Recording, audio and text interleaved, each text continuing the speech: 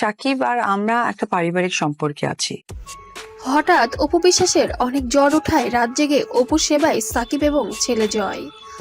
হঠাৎ করে অপু বিশ্বাস সুতরাং পারিবারিক সম্পর্কর ব্যাপারটা এক্সপ্লেন করতে গেলে সিজন কারণে অসুস্থ হয়ে পড়ে এবং ঠান্ডা জ্বর চলে আসে। বাসায় কোনো লোক না থাকায় ছেলে জয় দিশেহারা হয়ে বাবা সাকিব খানকে ফোন দেয়।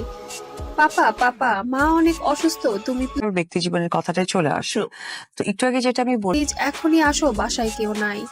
এই কথা শুনে যেন অপু বিশ্বাসের জন্য ছুটে আসলো স্বামী সাকিব খান। তবে আসলে সন্তানের কথাই আর ফেলতে না পেরে সাকিব খান অপুর বাসায় হাজির হলো এবং রাত জেগে জলপটি ফিরবে কথাটা কি? আমি তো ছিলামই, আমি আবার ফিরবো করছিল অপু বিশ্বাসের।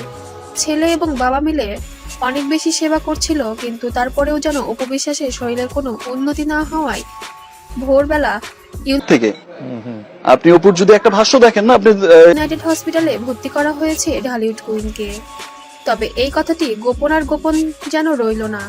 সকালবেলা অপু বিশ্বাসকে ইউনাইটেড হসপিটালে নেওয়ার পথে কিছু সাংবাদিক এই বিষয়টি লক্ষ্য করে এবং এটা নিয়ে বেশ নিউজ করে ফেলে এবং ছড়িয়ে পড়ে মুহূর্তের মধ্যেই সোশ্যাল মিডিয়ায়।